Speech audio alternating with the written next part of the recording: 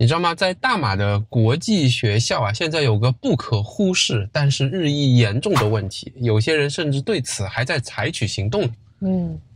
我知道，我也是听到了大家的议论嘛，特别是来自其他国家的家长们，他们会抱怨说中国学生太多了。甚至于有人说被中国学生入侵了。对，这种说法，其实入侵是个军事术语吧，就是说一个国家侵略到别的国家的主权。但是我想可能在过去的20-30年时间里面，中国的一些产品它流入市场，然后给这个行业带来的这种效应的话，这种所谓的产品入侵也是让人家比较惧怕的。大概事实层面上有发生一些什么样的事情会让大家有这种说法呢？有很多中国学生吗？这话题很有意思啊，因为我们自己 Wilson 也是中国学生，我们就来站在中立的立场来讲一讲，事实上发生了一些什么，使得大家觉得是被中国学生入侵了呢？我觉得最直观的应该是中国学生的比例在整个年级或者是在整个班级上面急剧上升嘛。我们不说别人，就说我们 Wilson 自己班级的实力嘛。那去年1月份来的时候，他们班级好像我记得是21个学生，然后他们新来的学生2个中国学生，1个俄罗斯学生，然后整个新来之后，他们班级的中国学生大约是在10%左右吧，10%到15%。OK。结果因为我们是短学期，每年有4个学期，接下来的每一个新学期，每个一共是3个新学期，来的基本上全部都是中国的新生，对，大部分。然后别的国家的新生，好像我印象里面只来了2个，而中国学生几乎是每个学期就是3个的速度。那现在达到的比例会在什么程度呢？现在已经超过了，我想超过1/3了吧，30%左右。其他学校也有这样的情况吗？你知道？最近有一个新来的这个妈妈跟我说嘛，她是从别的学校转过来的，然后她告诉我，他们那边的情况也是中国学生越来越多，尤其是在去年开始国门放开之后。所以它结果是导致了什么？导致了家长，你说会有一些反应吗？我听到的是一些其他的外国学生的家长，他们是有一种不满，他们甚至是打算可能跟学校要去进行一些沟通，想要了解学校它的录取体制是否是向中国学生在倾斜、在妥协。因为我想他们是观察到说新来的中国学生英语都不咋地。对对对，这个我们待会儿会说到啊。所以你看 Wilson 也是中国学生啊，所以我们也是在岌岌可危啊，可以有一些担心的情况下，想要来正确的了解一下这个问题。那么我们来看大家的讲的有没有道理的一个方面啊？大家觉得中国学生入侵是因为发生了一些什么？什么事情，什么学生的特征导致大家认为是被中国学生入侵呢？要用这样的一个词呢？我想首先肯定就是我们刚刚举例的一个人多了嘛，咱们中国人口就10多亿，本来就是世界人口大国。那等比例来说的话，目前像现在整个构成学生比例的构成的话，中国学生如果占到1/3的话，其实也可以理解。然后再接下来我们考虑一下，这个确实是有这个原因的嘛。从19年到2022年这一段时间，中国是采取了一个防疫措施，关闭了国门。那这3年大家都没有出来，可能大家没有看到任何中国学生的这个显著的增长。那突然之间去年开始就大幅的增长，这种感觉确实是会让人家带来说，怎么回事？怎么中国学生都来了？受到一种中国学生涌入的一个冲击。对，那冲击啊，我想本身没有问题啊，除非当然首先是因为单一国家的比例会变高嘛，对，大家有可能会觉得破坏了国际学校多元组成的这种特征，对，和它相继会影响到它的教学理念。我们自己的观察还是要公平的讲啊，那中国学生身上我们和别人听来的看到一些他们有些什么特征，也会让大家觉得是入侵呢？我觉得就中国学生的这一套，我观察下来，他们从礼貌礼仪，还有呢就是从融入度上，确实在这方面是需要提高的。怎么讲？比如讲说，我因为是学校里面 Parent Teacher Committee 的成员，我们有的时候会在学校举行的活动上面去摆摊，帮助学校去做一些事情。是。那这些摆摊是面向的就是给学生提供服务嘛？那跑过来跟我们询问的学生很明显的对比，外国学生都是彬彬有礼，上来就是先说 excuse me， 然后是用一个问句的形式说can I have something 或者怎么样怎么样。中国学生上来呢，就是有一点像甲方乙方的感觉，就是来了一个小甲方，直接就是说，哎，这个东西怎么样怎么样，没有任何的称呼，没有任何的打招呼，就是单刀直入。礼貌礼仪比较差，对，这是一点。第二个，有的时候我在学校里面，去坐在他们的食堂嘛，课间就观察那些学生下课来食堂吃东西的时候的那个样子。因为我有时候会坐在他们的椅子上面，有一些学生，就是外国学生会跑过来，非常热情的就跟我说 ，Hi, hello, how are you？就是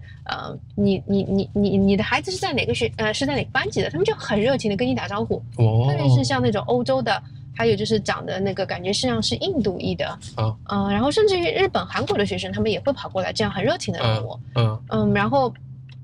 我印象还非常深的是，我有一次可能坐了别人一直经常坐的位置，那2个外国的小姑娘就跑过来告诉我说，哎，这个位置我们是都是以前是我们一直坐的，但是我能不能坐在你旁边？他就没有赶我走，但是中国学生就问，中国学生是从来不会来理你的，就是看到你坐在那里，然后跟你保持距离。不会来跟你打招呼但是相对内向或者言语较少，这个是大家觉得被中国学生入侵的一个原因吗？你是说在文化上不习惯了？我觉得他没有跟大家融在一起嘛。融入。我也去观察，就是包括我们孩子刚刚来的时候也有这个情况。你看早上到了学校，在食堂里面等待上课的时候，总是中国学生站在一起聊天，好像没有什么国外学生，对吗？抱团啊，大家。对，包括他们老师也跟我们反映一个情况，就是说，就中国学生在一起上课时候也会在一起，然后他们那个团里面就话特别多，然后好像是别人无法打入，不管有什么方法，老师换座位啊怎么样，他们都会有这样一个情况。其实这个时间他们我有几次去观察，那就是讲中文嘛。那其实就代表其实有一个更加重要的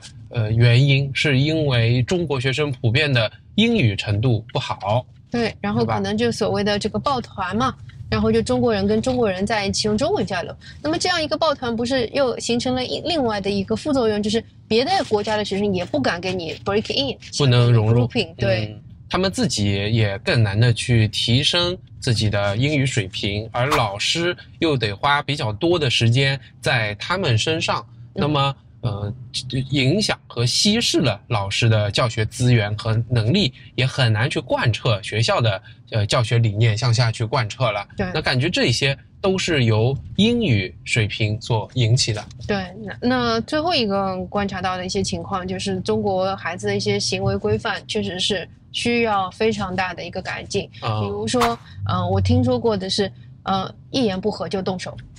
就动脚，还有扇耳光的我也听说过。就是在国际学校吗？是的，在课堂上面，这是一个很大的响动，大家都非常震惊嘛。这个是有点不应该了，这个我觉得是在任何地方任何年龄都不应该发生的。我以前看叶枫一个节目，说他小孩以前是在香港读书的，他们学到的一条底线就是你要尊重别人的生命嘛，有这个生命教育，所以他们绝对不可能去对别人动手动脚或者做出去伤害别人的事情。但是我也觉得这个可能会差一点，因为以前 Wilson 在中国的时候，他们在中国的学校也是这样的，对，非常多，甚至于不管是男生女生，不是我们以前传统意义上说每个班级那些淘气的坏孩子。而且就包括在这边，我也是听说这边中国来的女孩子会比男孩子更加的喜欢动手动脚。这跟我们在国内公立学校观察到的现象也是一致的嘛。所以我们梳理一下，你看，我们发现的所谓入侵主要的问题是人多，英语不够好，然后礼仪礼貌和行为举止上其实是有差距的。对，这个是你觉得是只在中国学生上发现，还是其他国家也可能会有呢？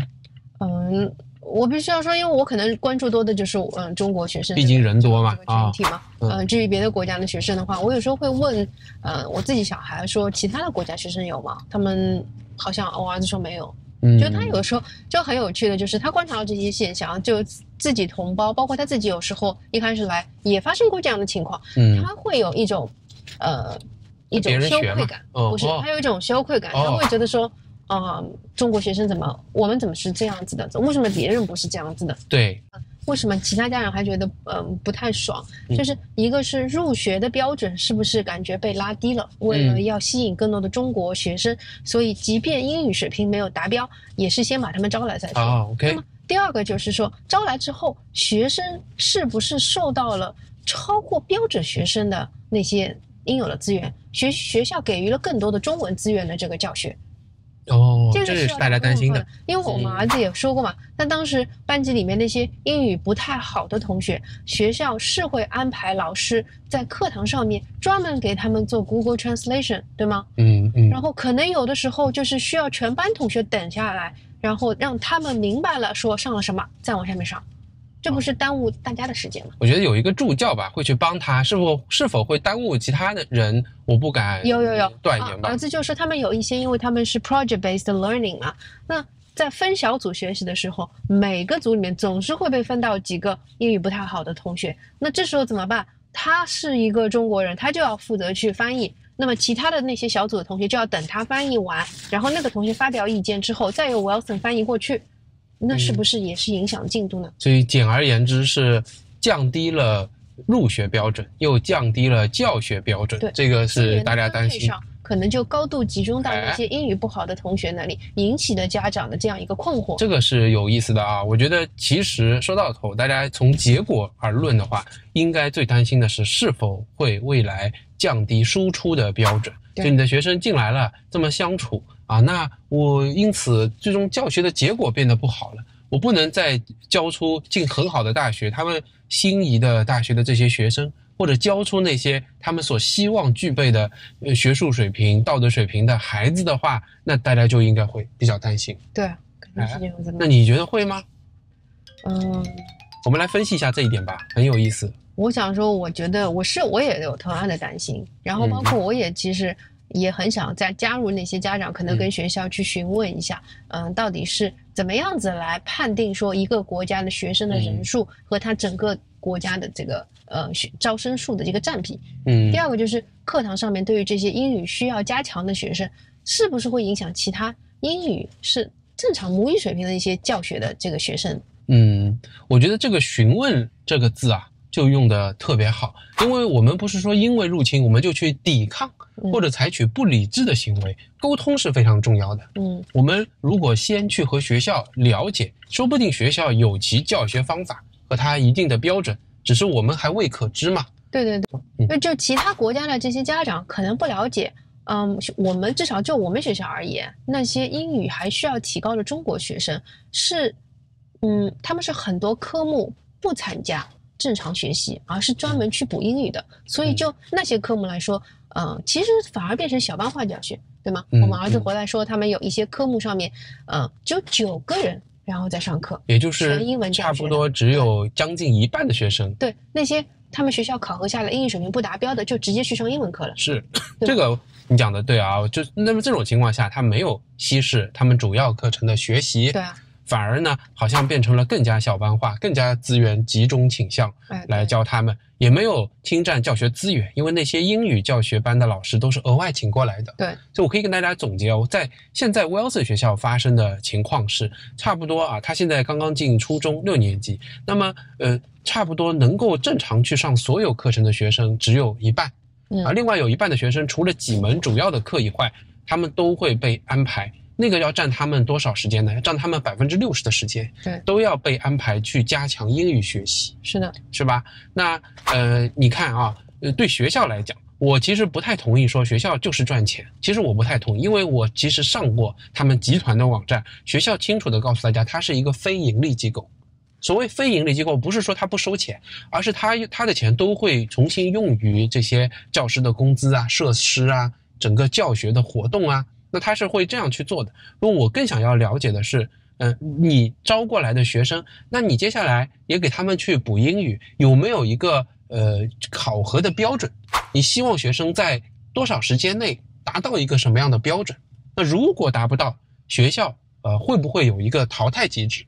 让学生选择出去来保证他最后的教学的水平和质量？因为一定学校最后他对自己的一个水平质量是有一个要求的嘛。对啊，那反过来说嘛，我觉得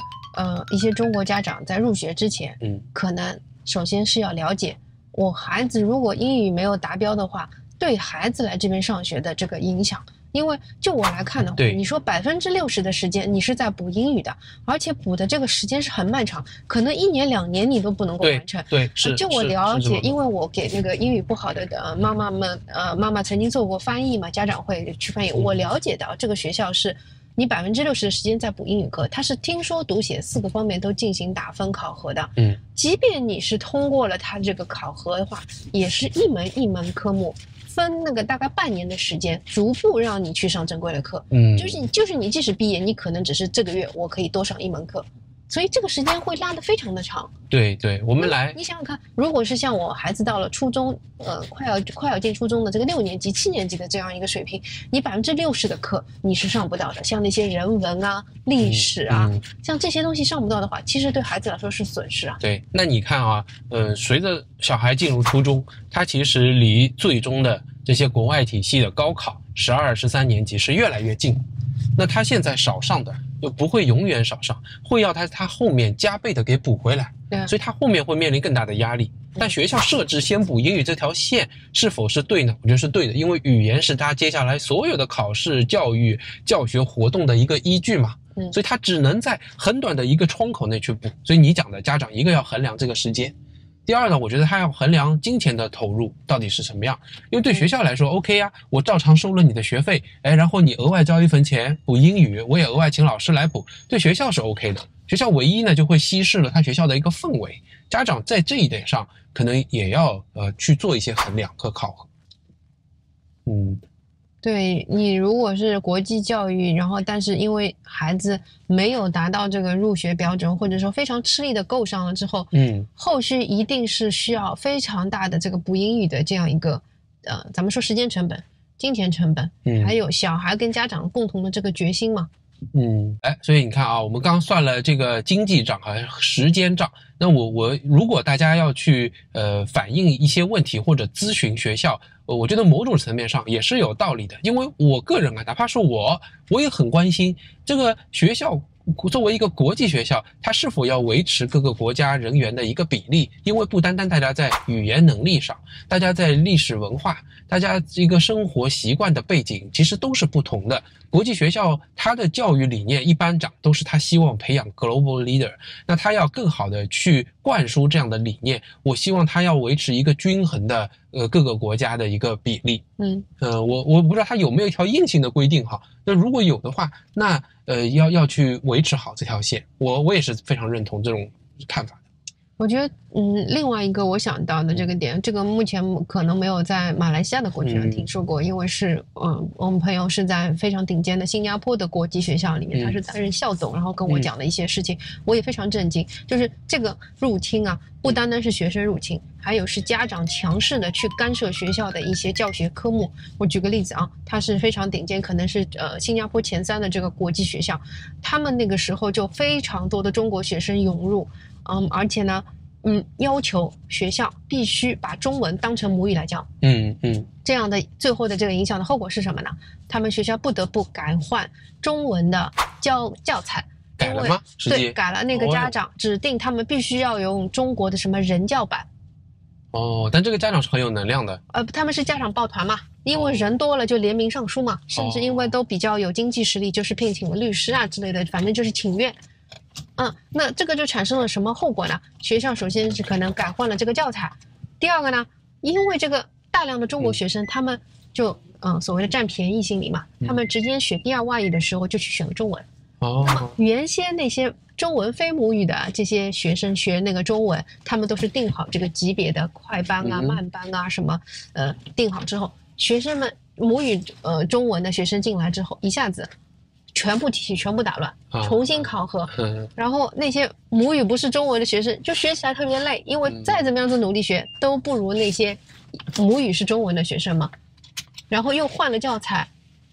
之后反正我们那个朋友的孩子是完全丧失了对中文学习的热情啊。他是因为是外籍的孩子嘛，从小学英语的。对。我觉得啊，这个根本问题就像公司是一样的，学校呢，它本身要维持一个自己的治理架构，就它的架构下，它的管理权、它的控制权能否被其他人所左右？现在的国际学校，在我看起来，它的独特的教学理念是有成效的，因为这么多年，几十上百年已经证明了他们的培养孩子，我不说好坏，很多人说华小好或者国际学校好，但它是一些独特的孩子，那这个理念也是我们喜欢的。那国际学校在自己的治理架构上要确保维持自己的能量。不过你刚刚也讲了 ，OK， 中国学生出来越来越多了啊，我倒是觉得谈不上入侵，因为这个是他们合法的出来的，他们也有选择国际学校的权利。那么是否这市场上还缺一种为了他们所希望的原先习惯的这种教育理念设置的以中国人在海外为主的学校，就让他们去上嘛？你喜欢说默背抄这种教学方法，你喜欢老师严厉，你喜欢作业多，工作到很晚，那么我们就为他们设置这种学校嘛，客制化一种适合中国人理念的这种学校。市场上其实还没有这种，对吧？适合中国人的海外学校，对，挺好的，挺好的。我们从家长、学校时间、经济和理念上做了一些分析，我想最终还是回到个人。那我们自己，你觉得我们可以做些什么来应对这样所谓中国学生越来越多入侵国际学校的这样的一个情况呢？我觉得就是用脚投票吧。到了一定的时间，你就看刚刚说的沟通嘛，跟学校沟通之后，根据沟通的反馈，可能要重新考量一下这个学校，是不是我们心目当中的，或者对孩子的这个教育期待上面，他有自己原则的一个学校，还是说他真的就是迁就深远的做了妥协的学校，对吗？用脚投票，如果不是的话，那么我们可能离开。先做了解，然后用脚投票。对，就我觉得呢，我们还有很多是自己也可以做的。比方说 Wilson 在过去来的1年多，我觉得他做的还比较好的是，他的交友和沟通范围从来不会只局限于中国学生，对吧？要公平的去看各个国家的学生，他也是这样。你看他交的朋友有澳大利亚的，有甚至于伊朗的，对不对？有这个大马的本地的，有说英语的，有这个说华语的都有。他是身边的圈子都是这样的。那他也更多的参与他们的各种活动，大家一起活动、聚会、聚餐，到别人同学家里去 sleep over， 邀请同学到咱们家里来 sleep over， 做一些深度的沟通交流，对吧？可能就是这点上面，我们除了要鼓励孩子扩大他的交友圈，其实作为家长的话，我们也要跟上嘛。对，踏出你的舒适圈，只跟中国人交往，或者说有一种自卑的心态，觉得自己英语不好，就不愿意去社交。其实我们也需要做一些模范带头的作用。对，这样我们的孩子们才会怎么说呢？更融畅的去融入这个社会。其实想一想，孩子们挺不容易的。我们在他们孩子的年纪的时候，我们连出国都没有，他们现在已经是要在出国的情况下还要在国外念书。对，其实他克服的心理习惯上面的差距，还是要比我们做出的努力要会大很多嘛。你看一个国际学校，即便30%都是中国学生，那你要看到70%是海外学生是多元的学生他只要改变一下自己的行为，调节一下自己的心理舒适的程度，他应该也是可以做到多元文化的了解，他也是可以像在一个真正的我们所希望的国际学校内是一样的。对，就好比讲是中国学生愿意去抱团，然后家长可能就会批评自己的孩子你看你这个样子怎么学得好硬。有没有想过可能换一种方式，你给他创造一些能够和外国小朋友们接触的机会嘛，办点聚会什么的，然后你自己在家里面跟他说英文对吗？跟他一起读，跟他一起学，也创造一个更好的小环境好，国际学校的教育本身就是我们关心的，也是我们作为家长在亲身经历、体验和适应的。那接下来如果我们再去和学校了解有些什么进一步的进展，我们也可以跟大家再多多汇报。大家也可以作为一个镜子。对了，大马生活家就是我小光头和家人生活在大马的实录，我们希望带给你生活在异乡的勇气。我的频道风格有点多样，思考相对深入，表现稍显生动，制作就算经典。希望你喜欢，帮我一起按赞、分享、订阅，我们一起打败你的算。谢谢。